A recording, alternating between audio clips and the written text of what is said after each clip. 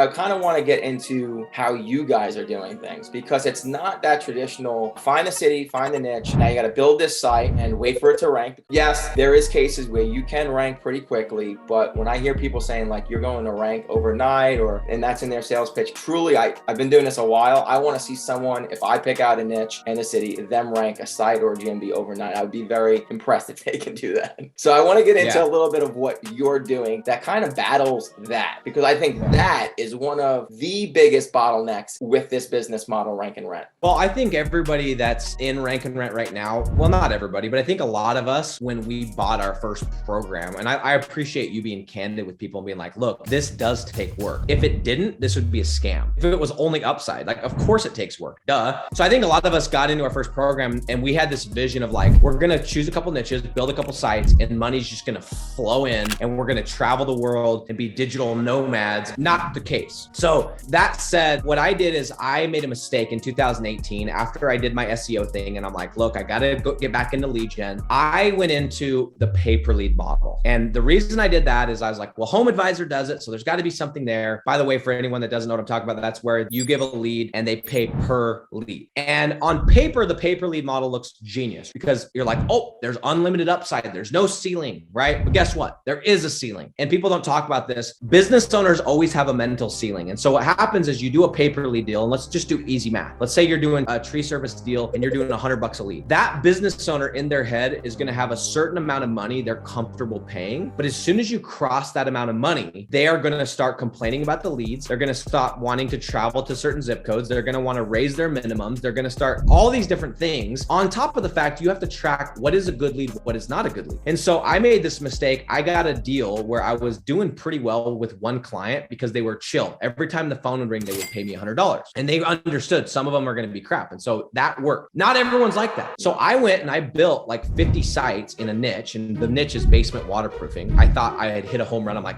I'm just going to go vertical, really competitive niche, national brands, big SEO budgets, terrible niche to go into, and all on pay per lead model. And I really dropped the ball there. And so that's why in 2020, I realized I had to get in the flat fee thing. And the reason that I'm even bringing this up is what I realized in 2020 is I was like, okay, this flat fee thing, there's a lot of good to it. I got the card on file in the winter and my income's not going to dip because, it's cold. But in order for me to scale, if it takes 4 to 6 months to rank a website, dude, I got to build like 100 of these so that in 6 months I can go sell them. And so I'm like, I can't wait that long. Like I can't. And so what we did is we started with this idea. We had this website and it was generating like a couple leads, like 1 or 2 leads. And we're like, well, what if we just put on a Google ad and like supplemented the leads that are coming in with a couple more paid ads, and we get the deal before it's fully ranked, even on a flat fee deal. And then as it's ranking, we can just turn the ads off. And so that was kind of like where the whole thing was born. And we've since refined it. And so now, just so everybody knows, in the last 18 months, I have not built a single website with my own money. We go out, we put up a 1-page landing page in a city that we've done the homework on. We run ads to that landing page. We generate a couple of leads. We take those leads to go and close a deal before we ever build out the digital property. And we take the money from the client and we use that money to build the digital asset. And it allows you to infinitely scale because you're no longer bound by money, right? It's like in real estate, they say OPM, other people's money. You're literally building your digital empire with other people's money. And I know that sounds cliche and it probably sounds spammy, scammy, all that stuff, but that's what I've been doing. I have not